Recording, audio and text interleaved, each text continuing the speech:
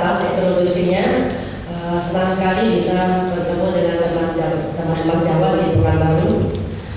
Saya merasa senang sekali bisa diundang di acara PCO ini. Pagi ini saya bertugas untuk menyambung pembicaraan dari Dr. Yayang bagaimana peranan trombosis di dalam kejadian sindrom koroner akut. Saya sangat berterima kasih dengan Dr. Yayang karena patofisiologinya sudah diterangkan dengan begitu komplit, jadi saya tinggal melanjutkan saja. Jadi apa yang dimaksud dengan aterotrombosis? Tadi mungkin ilustrasinya sudah diterangkan oleh Dr. Yayang bahwa kejadiannya ini biasanya unpredictable, mendadak, bisa berupa plak rupture atau pecah atau retak dari plak atau plak mengalami erosi. Pada laki-laki muda dan pada perempuan itu lebih banyak berupa plak yang mengalami erosi daripada plak rupture. Kemudian terjadinya plak rupture maka terjadi paparan dari bagian dalam plak, bagian dalam titik endotel dengan aliran darah, kemudian parutan kaskade pembekuan darah sehingga pada akhirnya terjadi trombosis. Ini seperti pada gambar ini kita lihat ini adalah plak rupture ya, yang retak. Kalau ini erosi, jadi seperti tergerus. Aterotrombosis ini merupakan kondisi dasar pada kejadian-kejadian tidak ada jantung, juga pada stroke dan juga penyakit pembuluh darah perifer lainnya. Kita lihat di gambar ini adalah gambar otopsi dari suatu pembuluh darah koroner. Kita lihat ini adalah seharusnya lumennya intinya, tapi ini gara-gara sudah ada penumpukan di dindingnya, lumennya menjadi tinggal menyempit betulan, juga ada fibrostomnya, kemudian ada sopekan di sana sini sehingga menuju adanya trombus. Jadi yang coba menjadikan suatu kejadian serangan jantung itu bukan plaknya sendiri langsung ya, tapi adalah trombusnya yang menutup. Mungkin teman Jawa perlu ketahui bahwa koroner itu pembuluh darahnya itu diameternya hanya sekitar 2-4 mm di ukuran Asia, sangat kecilnya 2-4 mm. Kalau sekarang 1 atau 1,5 mm sudah tertutup oleh plak tipis, berarti sisa diameternya tinggal 1 atau 2 mm. Pada waktu plaknya retak, kemudian terisi trombus yang juga sedikit, itu kami sudah menutup seluruh bagian lumen. Terjadilah serangan jantung dan aliran darah berhenti. Ini perkembangan sudah dijelaskan oleh Dr. Yayang. Saya hanya ingin menggarisbawahi pada fase yang tidak ada klinis silent, yang tidak ada gejala, sudah di mana sudah mulai ada fatty strip mulai dari sel pusat, itu sudah bisa terjadi pada umur belasan tahun. Jadi jika bakal kita pada suatu saat mengalami serangan jantung itu bermula dari umur belasan tahun. Jadi kita harus mulai menjaga gaya hidup bukan setelah 40 tahun, tapi dari belasan tahun sudah harus menjaga pola. Ini serangan ACS itu terbagi dua, UAP non-STEMI dan STEMI. Kalau pada UAP atau unstable angina pectoris atau non-STEMI itu biasanya klotnya tidak oklusif, jadi masih ada tersisa. Bisa klotnya tidak oklusif atau oklusif tapi dia punya jalan alternatif, ada kolateral. Itu biasanya terjadinya non-STEMI.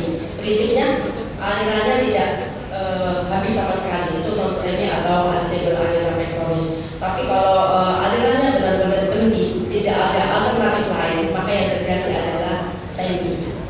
Makanya ada pengertian yang berbeda, reperfusi dan revaskularisasi. Jadi yang harus kita lakukan reperfusi atau diadakan perfusi kembali dari tidak ada perfusi menjadi perfusi ada, itu adalah STEMI. Jadi mohon teman Jawa jangan salah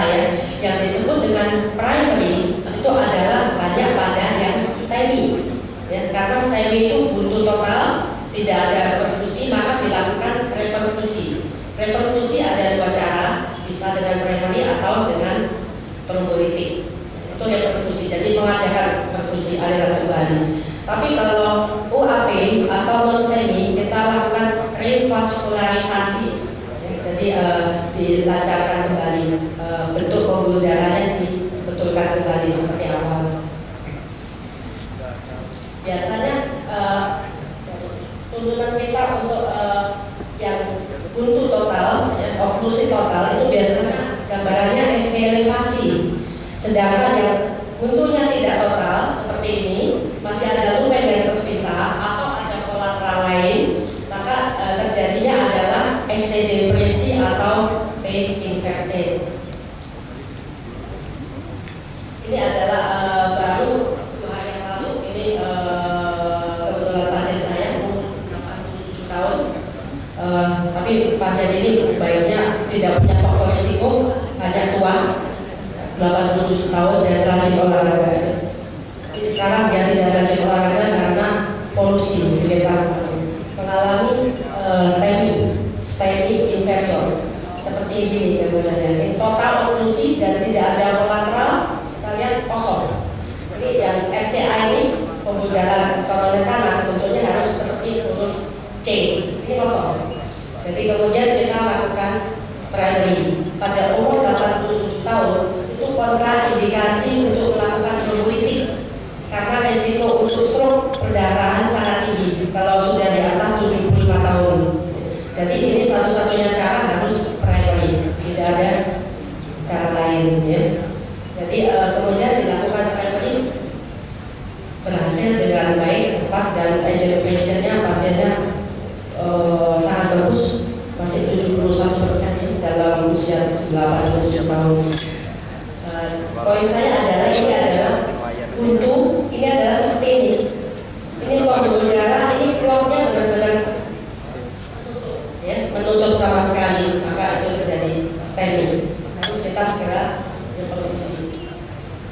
Kalau kepada UAP non STEMI, biasanya lesinya itu tidak satu, biasanya banyak dan lesinya cukup kritis ya, dan ada yang disertai trombus atau tidak, tapi alirannya ada yang terhambat seperti ini. Jadi kalau kita lihat pembuluh darahnya ini sebelah sini sudah seperti benang, dan biasanya flow-nya juga sudah mulai tidak T3, maksudnya tidak lancar sekali, jadi agak terhambat ya. Pasiennya jadi aliran darahnya tidak segencar normal.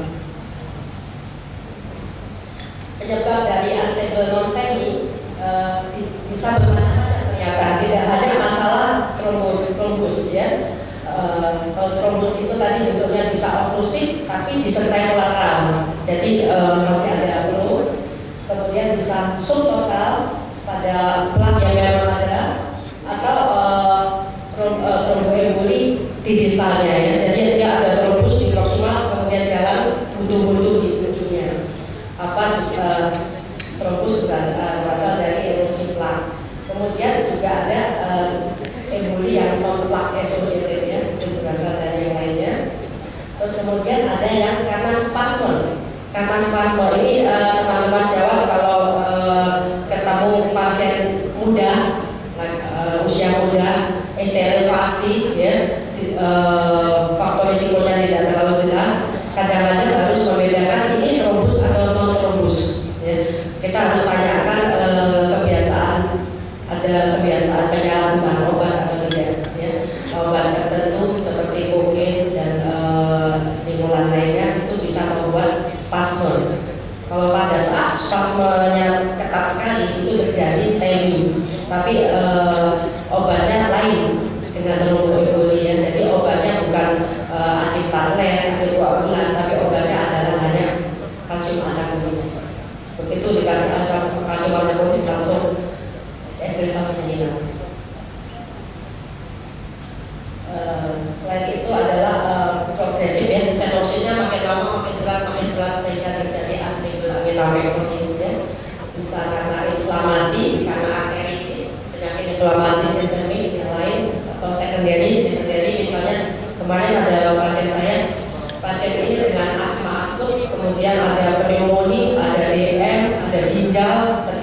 sepsis, mungkin koronanya sudah ada sebelumnya, tapi setelah kondisi moderat terjadi serangan jantung. Jadi serangan jantungnya mekanismenya bukan karena trombus, karena supply demand-nya terganggu, ya. Karena pada yang sudah ada stenosis, kemudian karena supply-nya kurang karena stenosisnya, kemudian demand-nya meningkat karena infeksi berat. Jadi terjadi non-stenosis.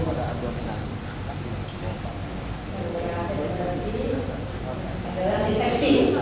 Ya, biasanya umumnya terjadi pada perempuan muda yang habis melahirkan.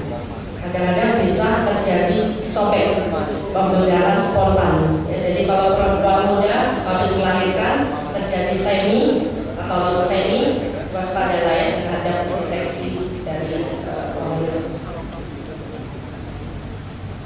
Ini adalah gambaran perbandingan STEMI dengan non STEMI dalam mortalitasnya. Kita lihat mortalitas di dalam rumah sakit selama perawatan dan biaya pasiennya dari UA STEMI itu sebanyak 5-10%. Kalau STEMI di hospitalnya dari pasiennya 8-10%. 6 bulan mortalitasnya dari dispensasi non STEMI lebih tinggi dari UA 13%, berarti 8%. Kalau STEMI lebih tinggi lagi ya, 1 bulan aja 6-7%. Dan ini fakta menunjukkan. Jadi pasien STEMI sepertiganya meninggal. Jadi kalau bisa jangan sampai mengalami STEMI. Ini pengobatan dari ACS. Kita berikan anti iskemik, anti platelet, anti koagulan. Ini bedanya tadi ya, kayak vaskularisasi, perfusi, trombositosis, dan ini prevensi sebenarnya. Jadi teman-teman sudah bisa bedakan ya, mana yang kayak vaskularisasi, mana yang perfusi ya. Sekarang saya ke bagian trombosis. Jadi kita bicara dari ini dari segi anti koagulannya. Jadi ada kaskade pembekuan darah itu sangat panjang dan complicated. Kita hanya bicara dari satu sisi saja. Kalau antiplatelet sebelah sini ada aspirin, clopidogrel, atau yang injeksi yaitu GP2-BA. Sebelah sini adalah antikoagulan ya, antikoagulan di mana kita tahu pada akhirnya itu membentuk trombus terbentuk akibat fibril yang meliputi agregasi ya, seperti di terapan kerja yang tadi platelet beragregasi kemudian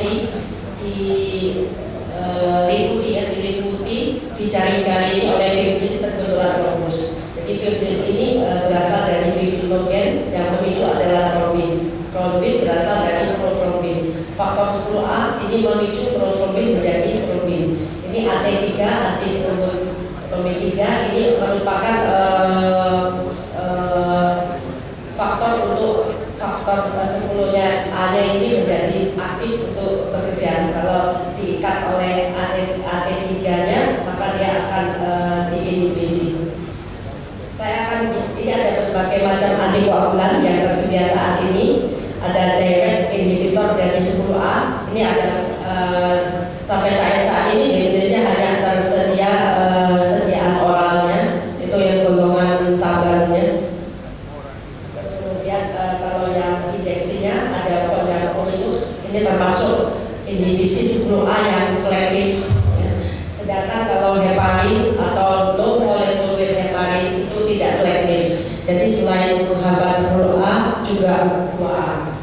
Kemudian ada juga direct thrombin inhibitor, itu seperti bivalentine atau niludin belum ada di Indonesia, dabigatran sudah ada di Indonesia, tapi indikasinya tidak untuk ACS dan dia berupa oral.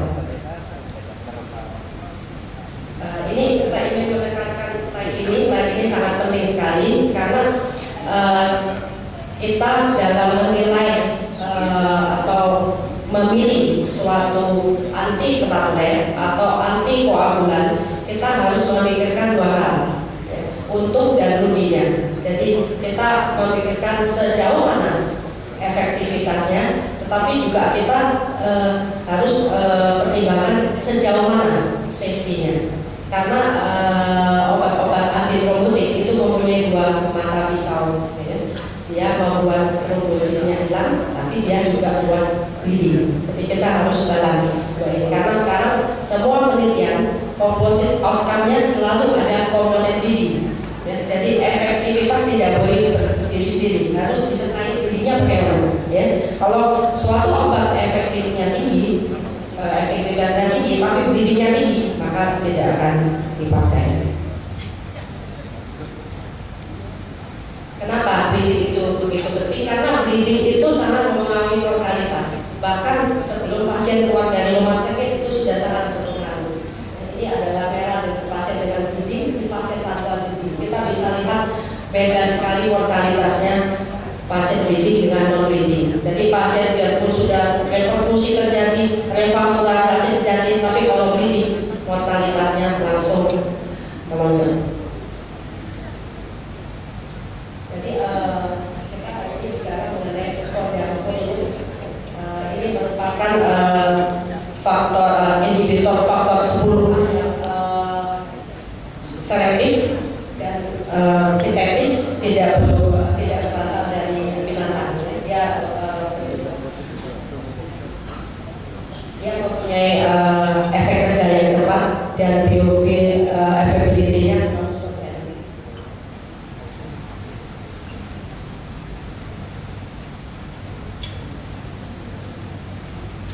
Ini adalah cara kerjanya untuk faktor 10A. Jadi AT3 ini akan mengikat 10A. Fondamentals ini bersenyawa dengan AT3. AT3-nya membuat 10A-nya menjadi tidak aktif, sehingga protrombinnya tidak menjadi trombin, trombinnya tidak memicu fibrinogen menjadi fibrin.